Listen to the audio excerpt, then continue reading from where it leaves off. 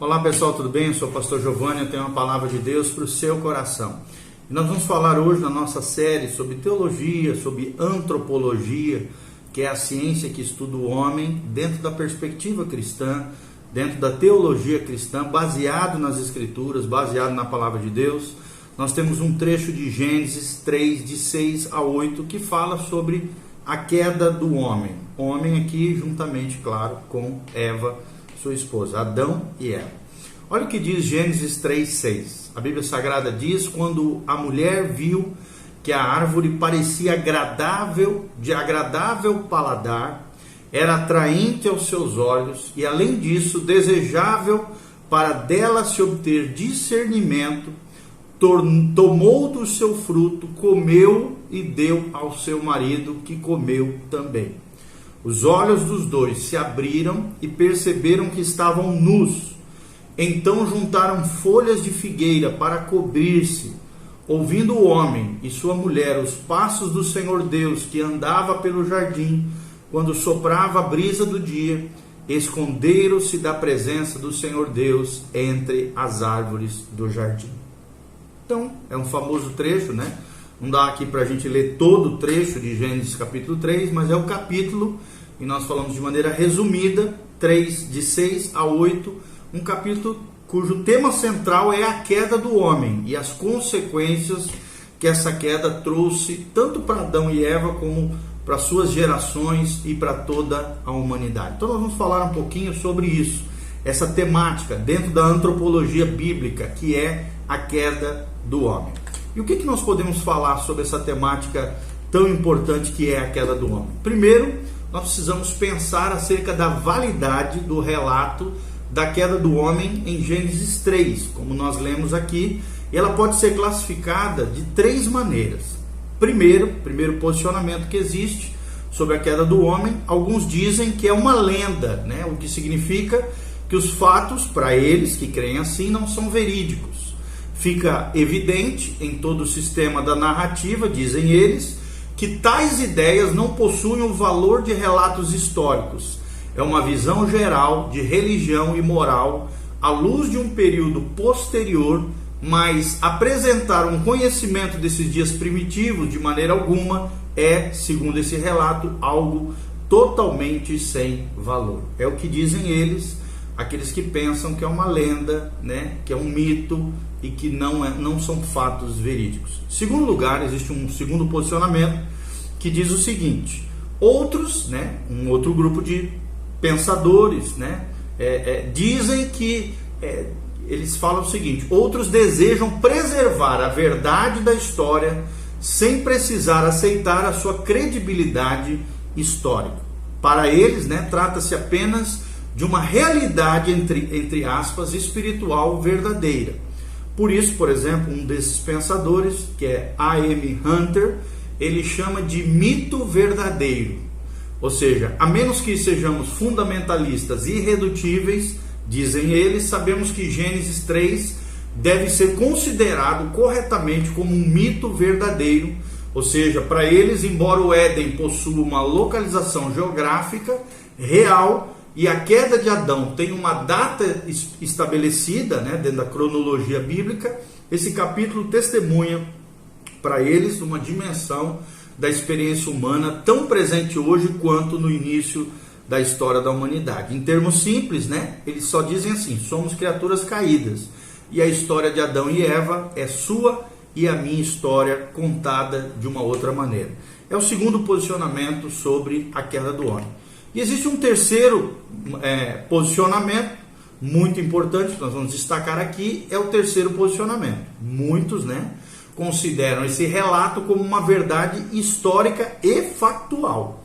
Ou seja, o relato da criação, seu início, progresso e término carregam as marcas, tanto formal quanto em substância, de um documento histórico cuja intenção é que devemos aceitar como verdade.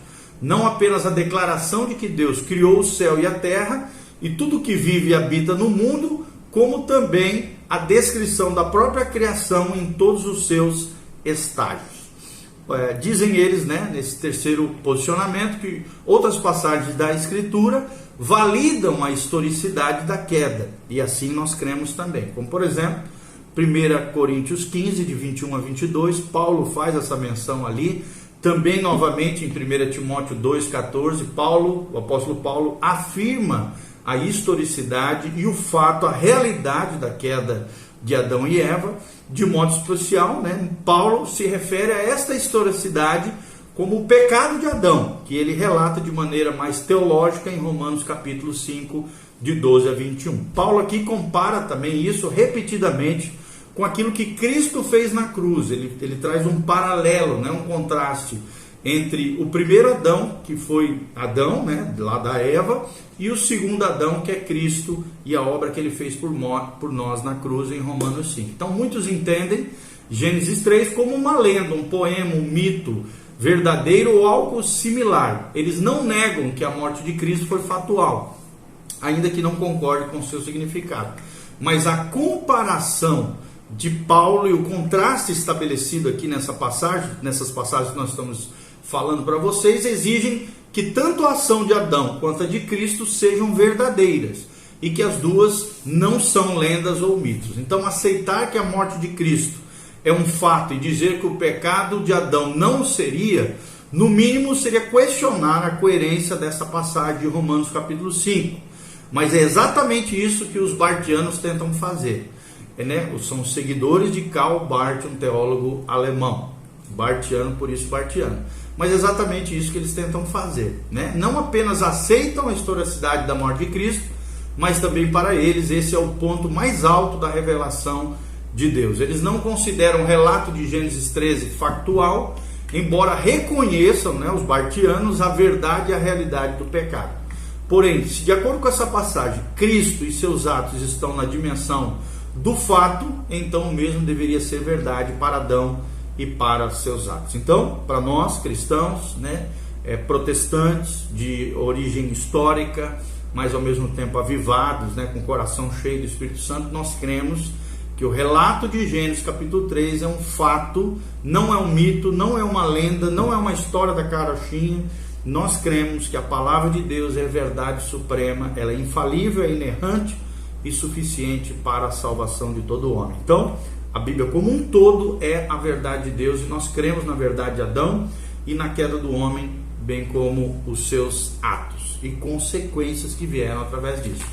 Então, o primeiro ponto que nós gostaríamos de destacar é os que foram tentados. Quem foi tentado nesse episódio de Gênesis 3?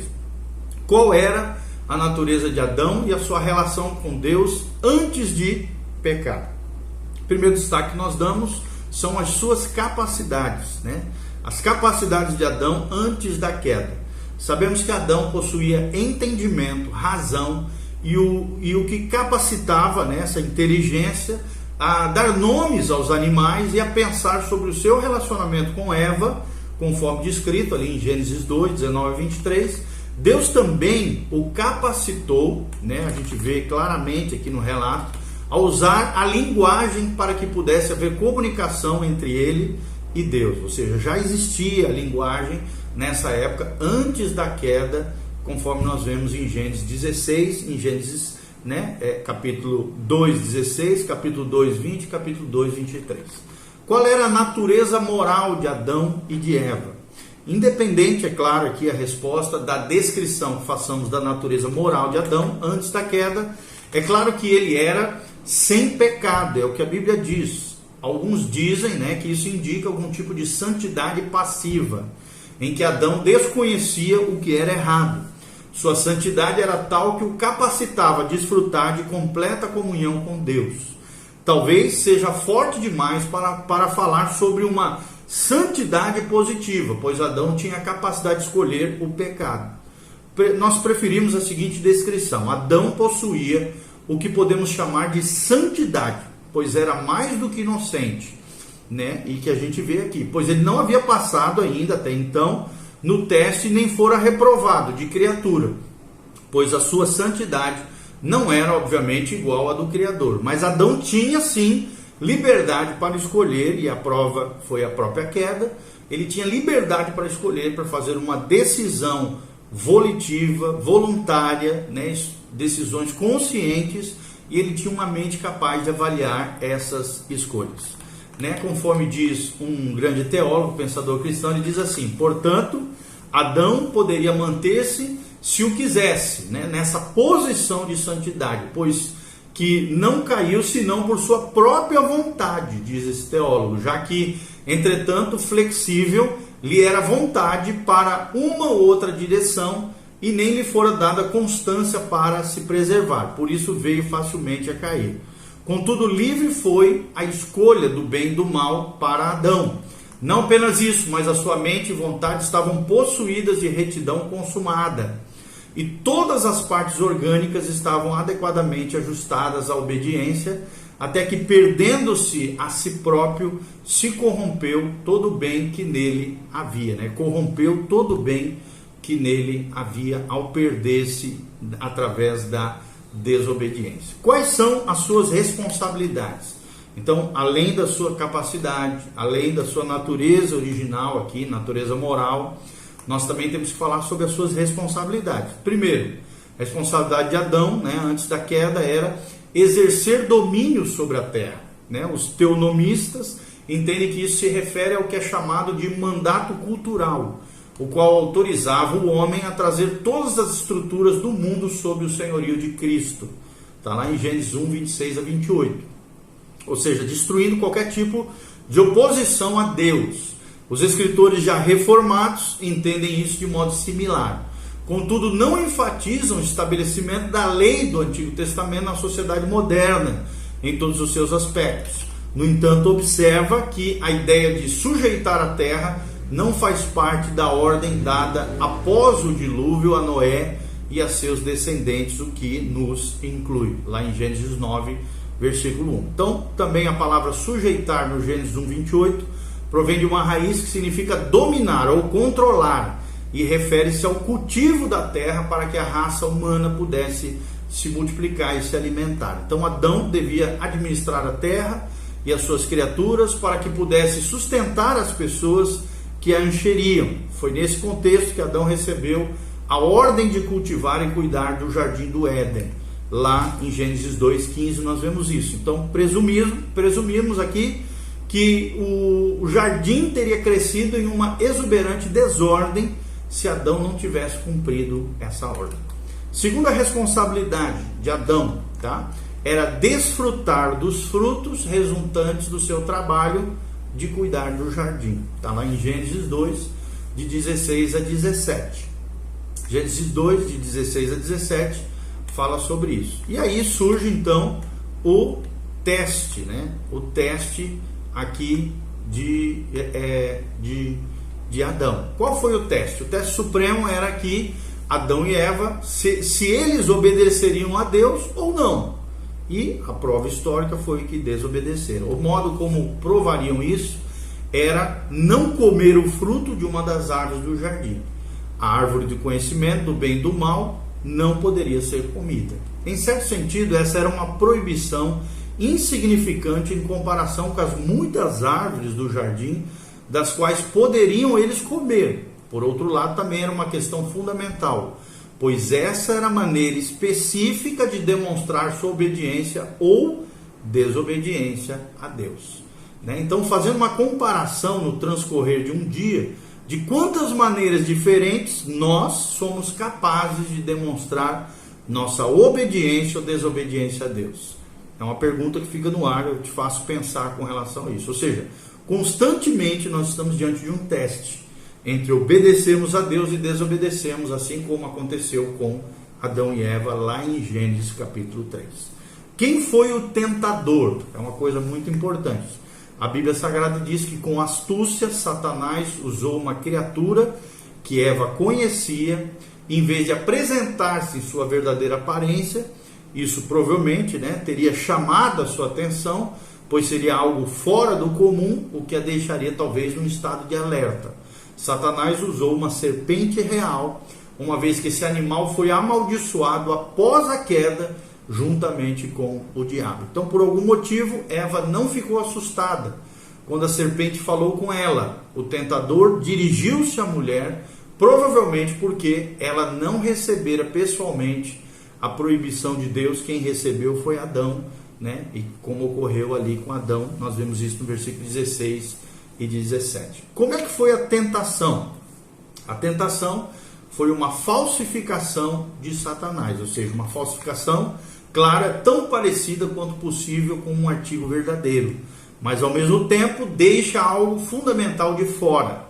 Sendo um mestre da falsificação, Satanás em algum momento anterior já havia desejado ser como Deus, é o que descreve Isaías 14:14, e ofereceu a mesma proposta a Eva e Adão, né? Agora ele se aproxima de Eva com a sugestão que seu plano era igual ao de Deus, mas sem as restrições da obediência total. Quando questionou se Deus havia dito que alguma árvore no jardim estava proibida, Eva rapidamente afirmou que ela e Adão poderiam tomar de todas as árvores do jardim, exceto uma, que era essa árvore do conhecimento do bem e do mal. Mas essa exceção pareceu vir à sua mente, né, apenas em um momento posterior. Satanás havia sugerido a possibilidade de que Deus havia imposto restrições muito grandes sobre eles. E Eva começou a gostar dessa ideia proposta por Satanás. Então Satanás, né, de maneira sagaz, continuou, oferecendo-lhes o seu próprio plano, que não continha tal restrição. Ou seja, a mulher aqui age baseada no pressuposto de que a intenção de Deus não era amigável, enquanto Satanás está empenhado em promover o bem-estar dela. Satanás, né, isso aí quem fala é Gerhardus, na sua obra Biblical Theology, página 45. Satanás então procurava o quê? Escamotear a bondade de Deus, né? Falsificar ou colocar em xeque a bondade de Deus diante de Eva e de Adão. A tentação oferecida por Satanás pode ser vista em forma de silogismo, né? A premissa maior era que essas restrições não eram boas, aparentemente. A premissa menor era que o plano de Deus incluía uma restrição. A conclusão que se chegava é que o plano de Deus não era tão bom. Por outro lado, o plano de Satanás não incluía restrição alguma. Portanto, para eles, né, dentro desse silogismo, parecia ser bom. A validade dessa conclusão depende da veracidade da premissa maior, que nesse caso não era verdadeira. Era uma grande cilada, tentação, mentira, sagaz, audácia, né, sagaz de Satanás. Ou seja, as restrições não são necessariamente ruins ou indesejáveis. Com certeza, a restrição imposta a Adão e Eva no jardim era boa por parte de Deus, pois mostrava a principal maneira pela qual poderiam demonstrar a sua obediência à vontade de Deus e a sua submissão total a Deus. O plano falsificado de Satanás acabava com a restrição e oferecia uma falsa esperança. Se Eva comesse o fruto proibido, poderia ser como Deus. Outra reflexão interessante dentro da tentação é a racionalização de Eva. Como é que Eva processou de maneira racional, equivocada, é claro, dentro dela esse pensamento, essas pressuposições, né, de Satanás lançadas ao coração de Eva. A racionalização de Eva sobre o que estava prestes a fazer pode ter sido algo semelhante aqui, dentro do que nós estamos abordando. Enquanto examinava a proposta de Satanás, Eva argumentou que o fruto era bom para comer e ofereceu boas coisas a Adão, que dentre as suas responsabilidades era cuidar da sua esposa. Ou seja, além disso, por que Deus proibiria um fruto que era tão agradável aos olhos, né? Pensou aqui Eva na sua mente. Afinal, ele criara tantas outras coisas belas para que delas desfrutassem. Além disso, Deus certamente desejaria que eles obtivessem um conhecimento. Ela começou a pensar. Portanto, comer do fruto era desejável, até mesmo necessário, e o mandamento expresso de Deus para que não comesse sumiu então da mente da mulher. As bênçãos que o Senhor lhes oferecia foram rapidamente esquecidas e a mente de Eva parecia cheia apenas de racionalizações.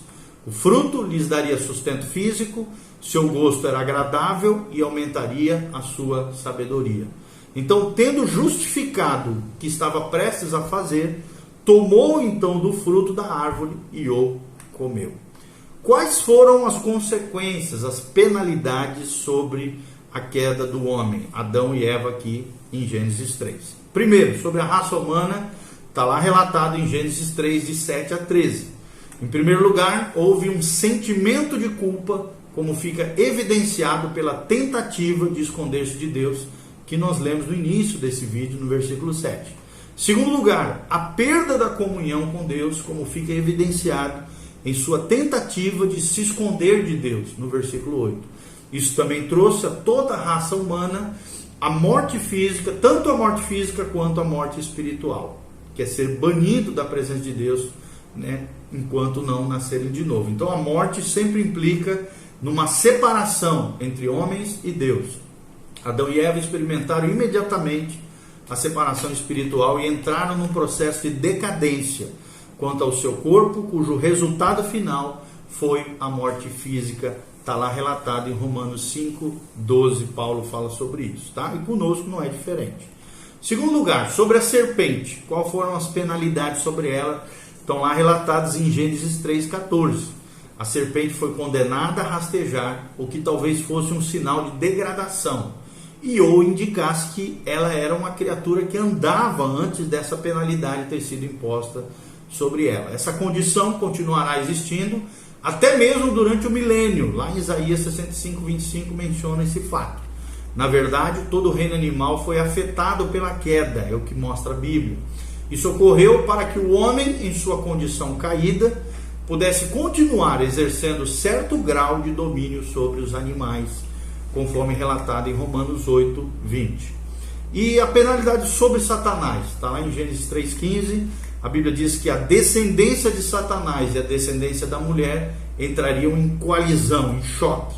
Ou seja, haveria inimizade entre a descendência de Satanás, que são todos os perdidos, conforme João 8,44 e Efésios 2,2, com relação à descendência da mulher, que são todos os membros da família de Deus, conforme João 1,12. Né? Então, existe sempre esse choque de descendência, a descendência de Satanás contra a descendência da mulher que gerou Jesus. Segundo lugar, além desse choque entre as duas descendências, de Satanás e de Cristo, de Deus e do diabo, a segunda penalidade foi a morte para Satanás, ferimento para Cristo, ou seja, uma pessoa da descendência da mulher, que seria aqui no caso simbolicamente, metaforicamente, né, e que se realizou Jesus Cristo, iria golpear mortalmente a cabeça da mulher, está lá em Gênesis 3, fala sobre isso, e iria golpear mortalmente a cabeça de Satanás. Isso ocorreu na cruz, em Hebreus 2,14 menciona isso, 1 João 3,8. Além disso, Satanás faria com que Cristo sofresse, ou seja, ferirás o calcanhar, diz a Bíblia em Gênesis 3,15. Os judeus que viveram antes de Cristo demonstraram uma aceitação velada da ideia messiânica de Gênesis 3,15, ok? E sobre Eva e as mulheres, o que viria de penalidade? Gênesis 3,16 fala da dor na concepção, como primeira consequência a Eva e as demais mulheres que seriam descendências de Eva. Deus iria multiplicar os sofrimentos que a mulher sente na gravidez, o nascimento de seus filhos passariam a ser acompanhados pela dor, conforme diz a palavra. E segundo penalidade, o desejo da mulher seria para o marido. Ou seja, aqui alguns entendem, né, segunda penalidade, onde o desejo da mulher seria para o marido, alguns entendem que isso indica uma compensação pelo sofrimento e pela dor do parto. Ou seja, apesar da dor, ela sentiria uma profunda atração sexual pelo marido e desejaria ter filhos. Outros já dizem, outros pensadores atribuem isso a outro significado. Ela teria o desejo de controlar o marido, algo que, claro, contraria a ordem estabelecida por Deus lá em Efésios capítulo 5. A mesma palavra para indicar desejo é usada com esse sentido lá em Gênesis 4, 7, tá bom? E a terceira consequência sobre a mulher seria a hierarquia do poder. Além do desejo da mulher ser para o marido, além de ter dores na hora do parto, né, na geração de filhos, a terceira consequência sobre a mulher seria a hierarquia do poder. Ou seja, a mulher seria dominada pelo homem um arranjo hierárquico necessário para o mundo pecaminoso. O Novo Testamento não defende esse arranjo, né, mas menciona ele em 1 Coríntios 11:3, 1 Coríntios 14:34, Efésios 5, 24 a 25, e Tito 2, de 3 a 5, e 1 Pedro 3, versículo 1, versículo 5, versículo 6. Sobre Adão e os homens, quais seriam as consequências? Também são 3 consequências sobre Adão e os homens. Primeiro, a maldição sobre a terra. A terra foi amaldiçoada por causa do pecado de Adão. Ela passaria a produzir cardos e abrolhos, aumentando o trabalho do homem para fazê-la produzir, né? Antes disso, o trabalho de Adão era agradável, satisfazia. Agora, então, passaria a ser mais difícil e sem tantos resultados como antes da queda. Segundo lugar, a morte física aqui. Adão e toda a humanidade voltaria ao pó da terra quando morresse. E em terceiro lugar, a expulsão do Éden. Adão foi lançado fora do jardim, e esse foi um ato com sentido tanto geográfico quanto espiritual, simbolizando a quebra da comunhão com Deus. As demais consequências também aparecem na Bíblia Sagrada, ou seja, além das penalidades específicas, 2 consequências importantes do pecado de Adão e Eva devem ser destacados aqui por nós. Em primeiro lugar, todo pecado afeta outras pessoas. O pecado de Eva afetou Adão e o pecado de Adão afetou toda a raça humana. Ninguém peca totalmente isolado, sem que haja consequências sobre outros. Tudo o que fazemos ou deixamos de fazer, de uma maneira ou de outra, afeta pouca ou até muita gente. Em segundo lugar, o que nós podemos aprender com tudo isso que estamos falando? O pecado, após ser cometido, jamais pode ser desfeito. É possível experimentar, é claro, o perdão e a comunhão restaurada com Deus, mas a história não pode ser desfeita nem apagada. Adão e Eva, depois de expulsos, não poderiam retornar ao jardim do Éden. Esaú não seria capaz de recuperar o direito de primogenitura que ele vendeu ao seu irmão Jacó, lá em Hebreus 12, 16 a 17. Então, por causa do seu pecado, também Moisés não entrou na terra prometida, apenas a observou de longe nas montanhas ali, conforme Números 20, 12 e Deuteronômio 3, 27. E o reino foi tirado de Saul e de seus descendentes, porque ele não esperou por Samuel para oferecer os sacrifícios, conforme relatado em 1 Samuel 13, versículo 13 a 14. Esses exemplos servem de alerta para cada um de nós, que todo pecado traz consequências terríveis. Mesmo assim, essas 2 consequências tinham outro lado, ou seja, o pecado afeta a outros, mas a graça também e a bondade fazem o mesmo. A história não pode ser apagada, mas o futuro pode ser diferente e até melhor, quando aprendemos as lições da história, tanto bíblica quanto nossa, né? Paulo entendeu que a conduta de João Marcos na primeira viagem missionária desqualificava ele para seguir com eles na segunda viagem. Está lá relatado em Atos 15, 38. Mas Marcos, João Marcos aqui, deve ter aprendido algumas lições com isso, porque mais tarde Paulo desejou ter João Marcos ao seu lado novamente. Está relatado lá em 2 Timóteo 4:11. Ou seja, a queda afetou todos os seres humanos, trazendo privação, morte, e sempre será o pior evento de toda a história da humanidade.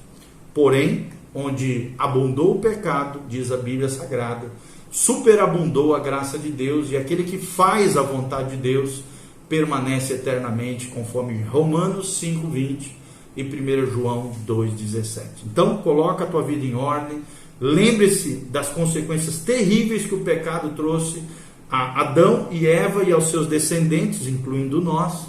Lembre-se, o pecado é mortal, o pecado é destruidor e avassalador. Todo pecado, ele é intransferível e de responsabilidade pessoal.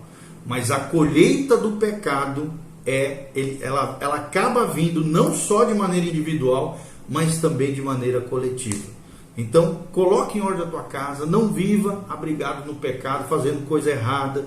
Conserte-se diante de Deus, se arrependa dos seus pecados, confesse os teus pecados, busque ajuda se você não estiver dando conta, que Deus te dê graça, unção para triunfar sobre o pecado. Como a Bíblia diz, onde abundou o pecado, superabundou a graça de Deus.